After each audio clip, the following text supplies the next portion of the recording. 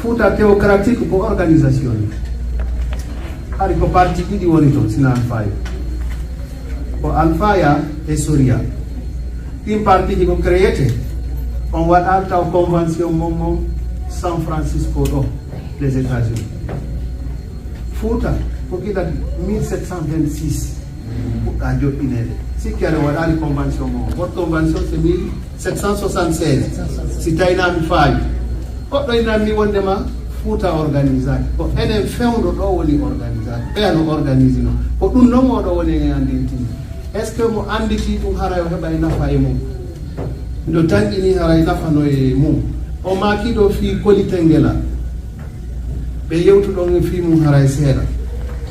on mo andi ko hitande honde kolitengela desidi laamagol ko honno yettete ko bawo yetta enen ɗo fof ko hombo nani goɗɗo no innitiri kolitengela ar noon ko en haalu gonga hombo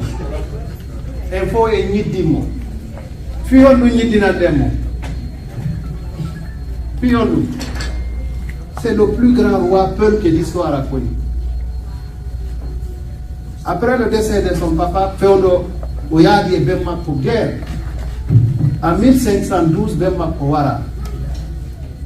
On s'est foulé nos pieds en Afrique de l'Ouest, le royaume du Tosso. Kono mo jogi sifaji ɗiɗi nene makko ko Keita yetta kanko ko Bao yetta o décidi o vansa e fulɓe ɓen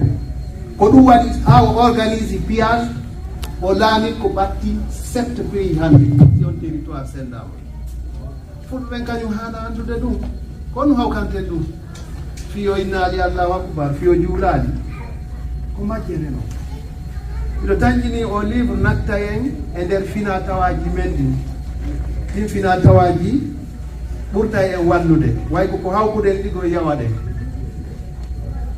pellet ko kodi hawka yawaɗe mi lanna e nder image ɗiɗi tinna pulo Fouta hande no waɗa hakkille nder hoore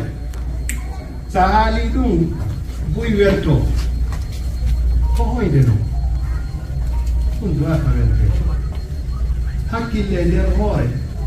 noywa aadem mo andaka suti andaka fof ƴette hakkille ɗen ka nder hoore noppi ɗin adda goɗɗum seeɗa ɗe yara toon ɗe miijo fi ko noppi ɗin addi ko